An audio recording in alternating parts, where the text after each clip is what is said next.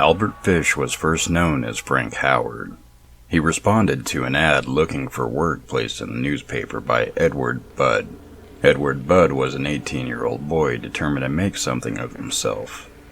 Frank Howard arrived at Budd's doorstep with a job offer. He stated that he would like to have Budd come work for him on his farm, telling the story of his 6 children and how his wife had left them. Edward was looking forward to having a job and providing for his family, and Howard even offered a job to Budd's friend Willie. Howard planned to come pick them up a few days later to take them back to his farm to begin work. When Howard didn't show, he provided a handwritten note explaining that he would be in touch in a few days. He came over for a visit the following morning, and the family invited him to stay for lunch. During his visit, Howard spotted Bud's youngest sister, Gracie, explaining that he had to attend a birthday party before he could take the boys to the farm. He asked if Gracie would like to join him. With his gracious attitude and friendly nature, the Budds gave Gracie permission to attend the party. That evening, Howard and Gracie vanished.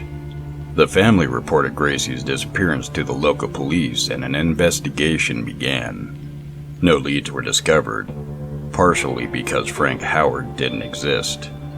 The Budd family later received a letter with a description of the mutilation and murder of little Gracie. The note matched handwriting from the original note sent to them earlier. During the time of the investigation, and before the letter was received, another child vanished, Billy Gaffney, a 4-year-old boy playing with his neighbor, who was also named Billy, disappeared. The 3-year-old Billy stated that the boogeyman took Billy Gaffney. The police didn't take the statement to heart and instead ignored it. Shortly after the disappearance of Billy Gaffney, another little boy vanished. 8-year-old Francis McDonald was playing on the porch with his mother when a gray-haired, frail old man walked down the street, muttering to himself. The mother noticed his awkward demeanor, but did not report anything. Later that day, while Francis was playing in the park, his friends noticed that he walked into the woods with an elderly gray-haired man. When his family noticed that he was missing, they organized a search. Francis was found under some branches in the woods, badly beaten and strangled with his suspenders. The manhunt for the gray man began, but despite many efforts, he vanished. The letter that was received by the Budd family was investigated, and was found to contain an emblem of the New York Private Chauffeurs Benevolent Association, or the NYPCBA. All of the members were required to do a handwritten test before they were granted membership, so the police used those to compare the letters from Howard. A janitor later came forward to admit that he had taken some sheets of paper and left them at his old rooming house.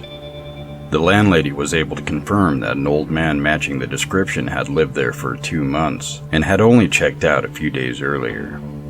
The former tenant was identified as Albert H. Fish. The landlady also mentioned that he wanted her to hold a letter that would be arriving from his son. Detectives intercepted the letter at the post office and were contacted by the landlady that he would be coming to get his letter.